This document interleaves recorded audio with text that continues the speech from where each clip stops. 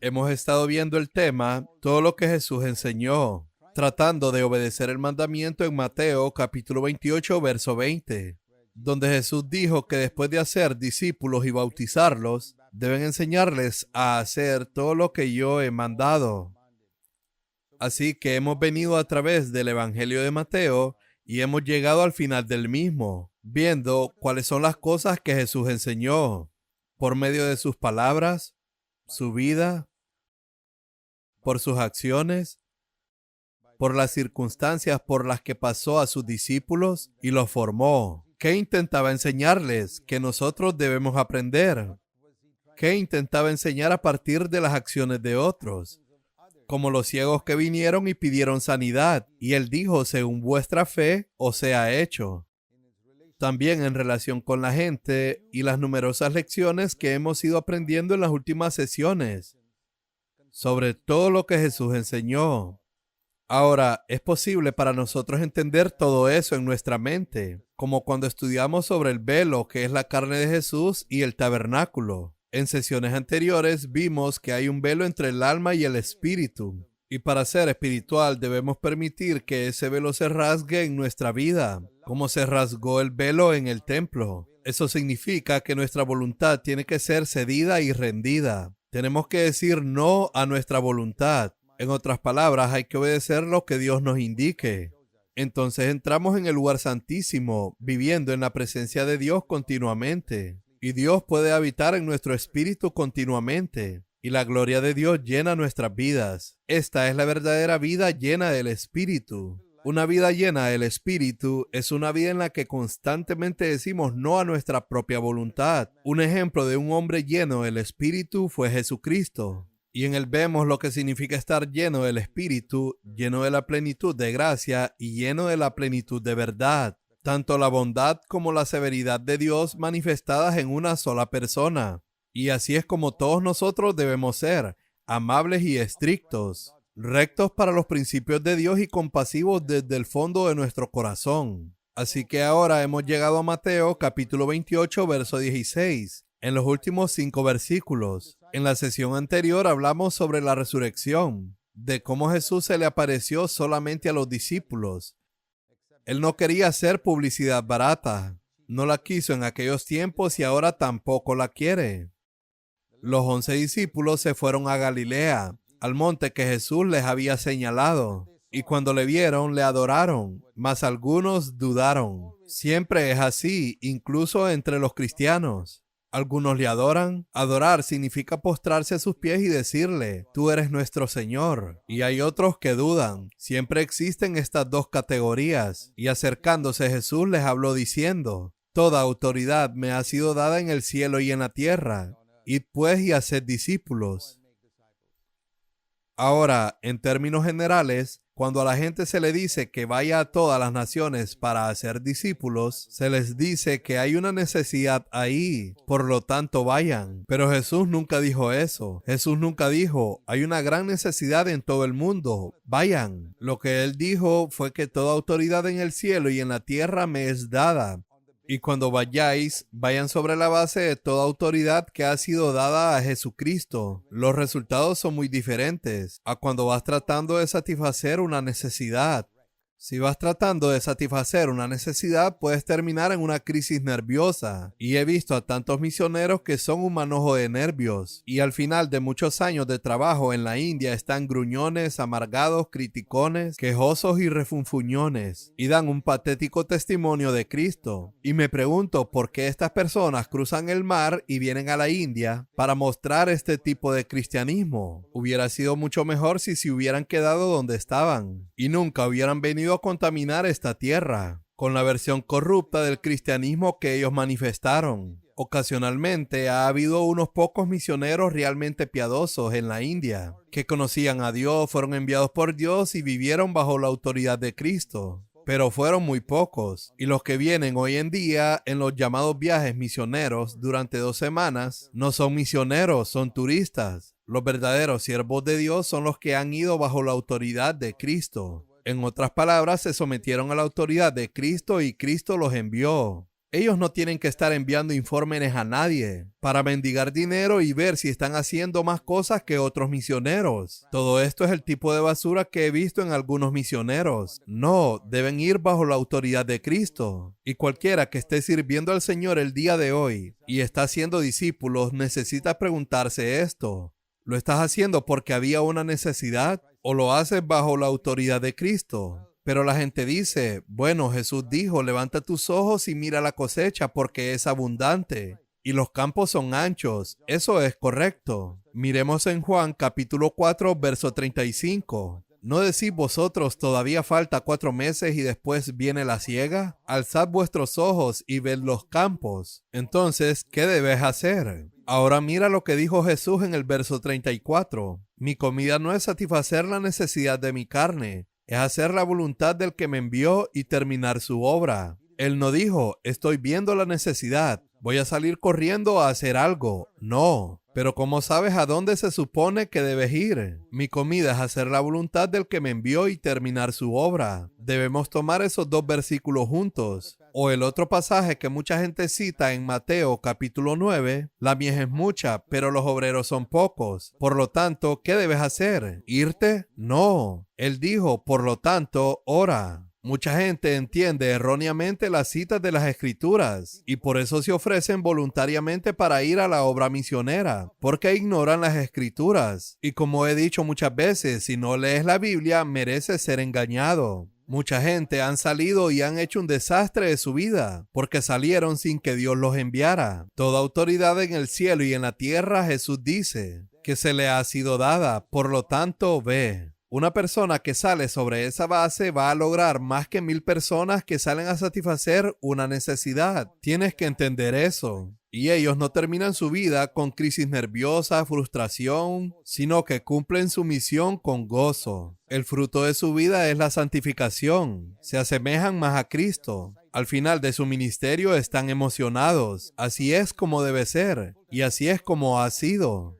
He estado en el trabajo cristiano a tiempo completo durante 46 años y te diré que mi vida es más emocionante hoy de lo que era hace 46 años. Hoy en día he entendido más sobre la victoria del pecado y caminar con Dios que antes. Es emocionante, es maravilloso. Hoy estoy más sano. Es maravilloso servir a Dios, pero solo si Dios te ha enviado. Eso es lo importante. Por lo tanto, vayan y hagan discípulos. Ahora ves que hay 2 lados para esta gran comisión. Y quiero mostrarte el otro lado primero, porque ese es el primer paso. En Marcos capítulo 16 hay 2 lados de esta gran comisión. Marcos 16, verso 15. Y les dijo, id por todo el mundo y predicad el evangelio a toda criatura. El que crea y sea bautizado será salvo, pero el que no crea será condenado. Esto es lo que Jesús dijo que tenemos que hacer inicialmente. Ir por todo el mundo, predicar el evangelio a toda criatura. Y los que crean y se bauticen serán salvos. Mas el que no creyere, y aquí no menciona el bautismo, serán condenados. No dice que los que no son bautizados serán condenados, sino que los que no creen serán condenados. Y lo que está conectado con este tipo de evangelismo son las señales y maravillas. Entonces, en todo evangelismo, como en Hechos de los Apóstoles y en el día de hoy, ellos verán estas señales y maravillas. Incluso el día de hoy. Durante todos estos siglos ha sido así, porque esa es la forma en que el Señor confirma el evangelismo. Habla de expulsar demonios, hablar en nuevas lenguas, sanar a los enfermos y muchas cosas más. Entonces todo sucedió y está sucediendo hoy. En el versículo 20 dice que el Señor trabajó con ellos, confirmando la palabra por medio de las señales que le seguían. Esto está conectado con el evangelismo.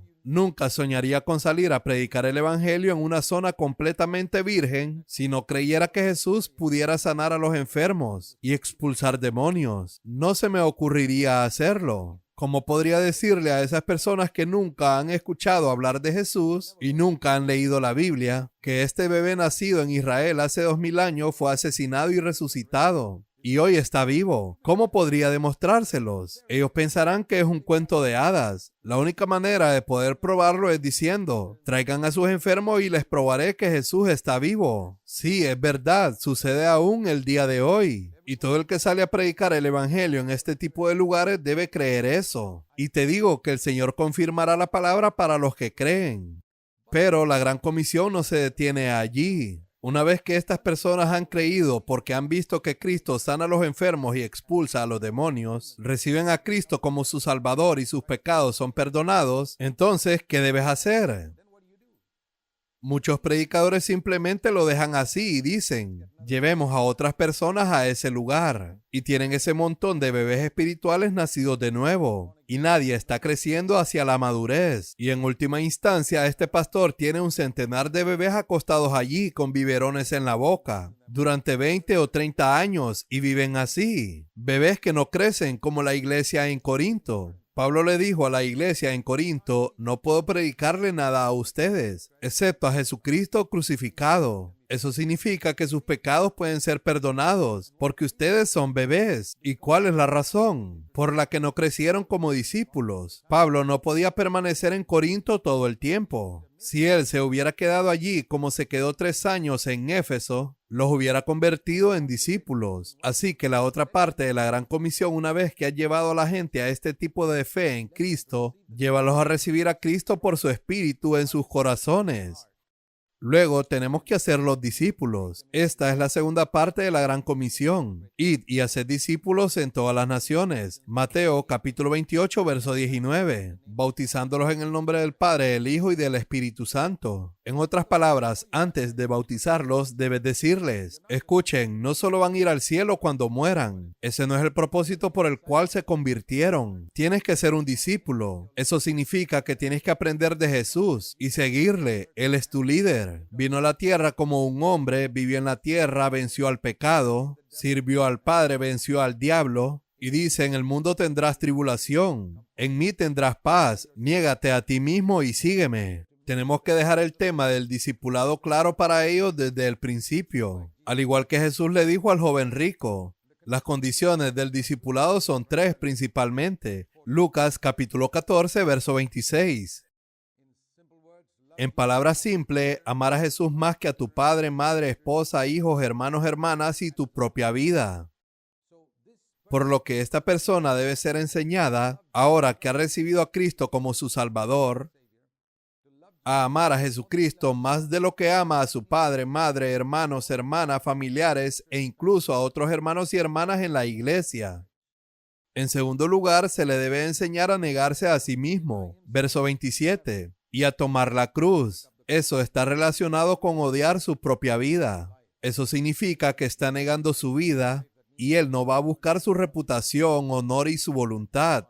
Deben enseñarle eso, de lo contrario no podrán ser un discípulo de Jesús. Lo dijo claramente en el verso 27. Y luego Lucas 14, verso 33. La tercera condición que se le debe enseñar es que deben amar a Jesús más que a todas sus posesiones terrenales. Básicamente, el discipulado es amar a Jesús más que a tus parientes y a tus hermanos creyentes. Amar a Jesús más que tu propia voluntad, reputación y vida. Y en tercer lugar, amar a Jesús más que a las posesiones. El discipulado es amar a Jesús supremamente. Amar a Dios con todo tu corazón, alma, fuerza y mente. Ahí es donde tenemos que llevar a estas personas y mostrarles a medida que obtienen la luz a que deben tratar de amarlo más que todo. Es una voluntad que Dios busca primero. Y si hay una voluntad, poco a poco se convertirá en una realidad en cada área de tu vida.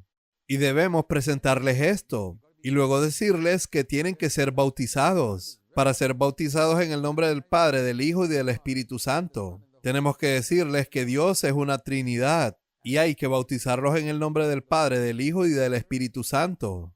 Ahora, la gente tiene una pregunta. ¿Por qué dice en Hechos de los Apóstoles, capítulo 2, verso 38, acerca de que en Hechos de los Apóstoles bautizaron en el nombre de Jesucristo una y otra vez? Fueron bautizados en el nombre de Jesucristo. Cuando ves 2 escrituras que aparentemente se contradicen, ambas son verdades, no se contradicen. Y te diré cómo yo bautizo a la gente. Bautizo de una manera que tanto este mandamiento y esta historia se cumple. Ahora, si hay un conflicto entre el mandato y la historia, seguimos el mandato. Porque Hechos de los Apóstoles también nos dice un montón de cosas equivocadas que los apóstoles hicieron. Como que Pablo se afeitó la cabeza, circuncidó a Timoteo, cosas así. Así que hay un mandato de Jesús y una práctica de los apóstoles. No tengo ninguna duda en mi mente que yo debería obedecer el mandato de Jesús. No me afeitaré la cabeza ni circuncidaré a alguien hoy, o gritarle al sumo sacerdote como lo hizo Pablo. Todo eso está escrito en Hechos de los Apóstoles, pero no hay contradicción aquí. ¿Sabes que los paganos también tienen una trinidad? El hinduismo tiene su trinidad. También los egipcios. Así que si bautizas en el nombre del Padre, del Hijo y del Espíritu Santo, esa persona de una religión no cristiana dirá que está bien. Esa es mi Trinidad hindú, en cuyo nombre fui bautizado, Padre, Hijo y Espíritu Santo. Así que tenemos que identificar al Hijo como Jesucristo. Así que cuando bautizo a la gente, lo bautizo así. Yo te bautizo en el nombre del Padre, del Hijo, el Señor Jesucristo y el Espíritu Santo. Así identifico que es la Trinidad cristiana y no una de esas trinidades paganas. Lo bauticé en el nombre de Jesucristo. Ese es el significado de Hechos, capítulo 2, verso 38. No desobedece el mandamiento de Mateo 28, verso 19. Si la gente se humillara y reconociera que la Biblia es la palabra de Dios y que no hay contradicciones en ella, estas cosas serían resueltas fácilmente. Pero la gente que usa su cerebro inteligente se extravía y merecen extraviarse. Entonces, una vez que los bautizan, ¿qué hacen por el resto de sus vidas? ¿No van a hacer nada? No. Dice Mateo 28:20. Deben enseñarles a observar, a obedecer o a hacer todo lo que yo he mandado. Y ese es el estudio que hemos estado enseñando en estos 80 capítulos. Todo lo que Jesús enseñó. Y hay muchas otras cosas también en los otros evangelios que no cubrimos en el evangelio de Mateo. Pero ese debe ser nuestro objetivo, ver lo que Jesús mandó. Por eso es tan importante leer y estudiar las Escrituras. No puedes saber lo que Jesús ha mandado si no lees y estudias las Escrituras. Este es el único libro que Dios ha dado al hombre. Y debemos tratar de entenderlo, leerlo y averiguar cuáles son las cosas que Dios ha ordenado. Si realmente amas a Jesús, la Biblia dice, el que me ama guarda mis mandamientos. Y cuando digo, Señor, te amo con todo mi corazón, entonces el Señor dice, guarda todos mis mandamientos. Y entonces hago una pequeña oración y digo, Señor, antes de dejar esta tierra, quiero obedecer todos y cada uno de los mandamientos que has dado a los cristianos. No lo que les diste a Israel, como guardar el día de reposo, matar corderos, la circuncisión y todo eso. Eso es para Israel, como pagar los diezmos y todo eso. Pero las cosas que has dado para los cristianos, quiero obedecer cada uno de ellos antes de dejar esta tierra. Así es como pruebo que te amo con todo mi corazón, alma y fuerza. Te animo a que hagas esa oración. ¿Quieres dejar esta tierra con algunos mandamientos de Jesús sin obedecer? Por ejemplo, Jesús dice, ama a tus enemigos. Por eso Dios te da enemigos para que los ames y cumplas ese mandamiento. Bendice a los que te maldicen. Por eso Dios permite que algunos te maldigan para que tú les bendigas. De lo contrario, ¿cómo vas a mantener ese mandamiento? Doy gracias a Dios por cada persona que piensa que soy su enemigo. A los que me maldicen puedo bendecirlos. Todos me dan oportunidades para obedecer los mandamientos de Jesús. Saluda a los que no te saludan. Qué gran oportunidad de obedecer un mandamiento.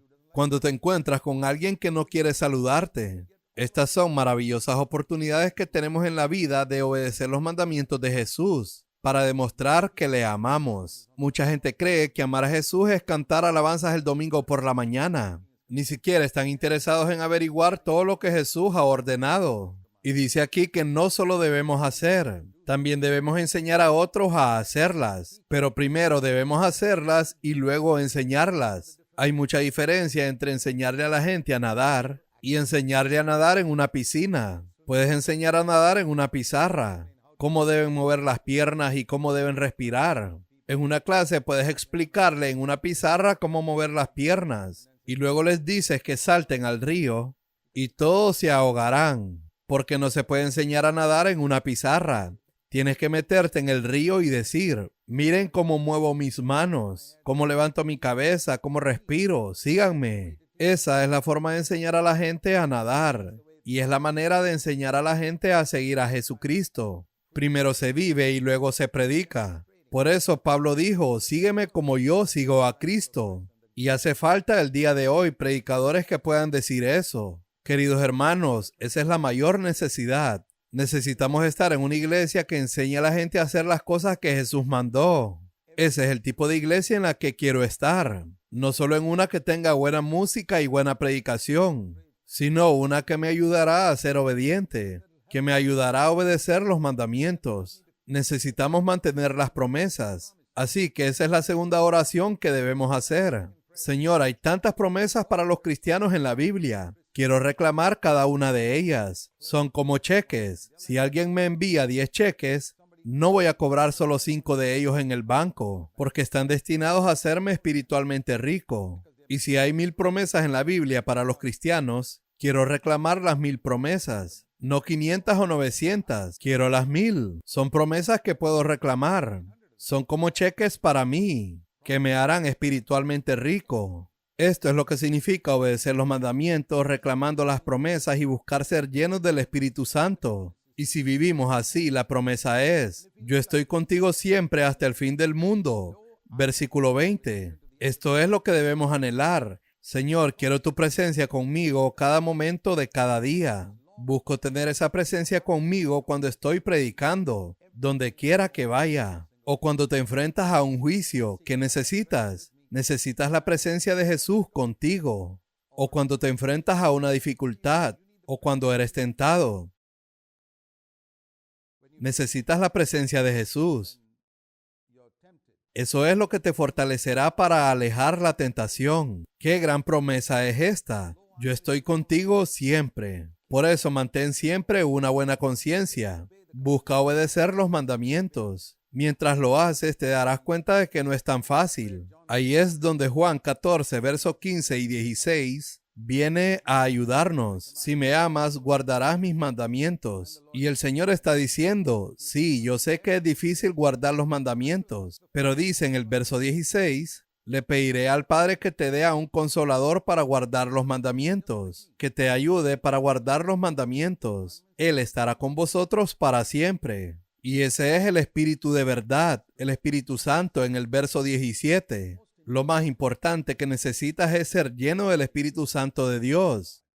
Cuando naciste de nuevo, si recibiste a Cristo como tu Salvador y te arrepentiste de tu pecado, Cristo vino a tu corazón a través de su Espíritu Santo. Su Espíritu Santo entró y naciste de nuevo, pero eso no significa que estás lleno del Espíritu Santo. Tu corazón podría ser como una casa con 10 habitaciones. Hay luz en una habitación donde todos tus pecados son limpiados. La habitación de la culpa está limpia y llena de luz, pero hay otras habitaciones. La habitación de la televisión, tus finanzas y otras áreas en tu corazón donde puede que no hayas permitido que Jesús entre y la inunde de luz y aleje las cosas que le desagradan. Por ejemplo, si ves películas con las que Cristo no está contento, no puedes decir que esa área de tu vida está rendida a Cristo en absoluto. No estoy aquí para decirte qué películas deberías ver, pero ¿crees que Jesús la miraría contigo? Entonces en ese momento Cristo no está contigo.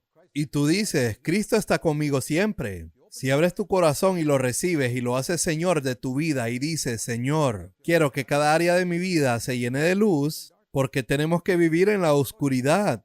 Y así, queridos hermanos, hemos pasado por estos 80 estudios y espero que hayas entendido un poco más en este tiempo de lo que significa ser un verdadero discípulo de Jesús, lo que significa entender y enseñar a los demás a obedecer todo lo que Jesús nos mandó. En conclusión, recuerda esto otra vez. No es cuestión de cuánto entendemos. A quien más se le da, más se le demandará. Ahora que sabes tanto, tu responsabilidad ha aumentado. No es suficiente estar entusiasmado con él y decir, wow, este es un mensaje maravilloso. Muy a menudo la gente que dice eso es como una charla de ánimo, que se conmueve por ella por un rato. Si quieres perseverar, necesitas poder, como la energía eléctrica, para mantener un ventilador funcionando siempre. El poder del Espíritu Santo dentro de esto. Eso es lo que usted necesita para buscar el mayor regalo que Dios nos ha dado hasta este día. Después del perdón de los pecados, la plenitud del Espíritu Santo del Dios Todopoderoso, la tercera persona de la Trinidad, viene y vive dentro de nosotros y nos llena. Y luego busca la comunión con otras personas de ideas afines, en una iglesia que se predican estas verdades. Y entonces podrás crecer en la gracia y volverte cada vez más como Cristo a medida que pasa el tiempo. Que Dios te bendiga.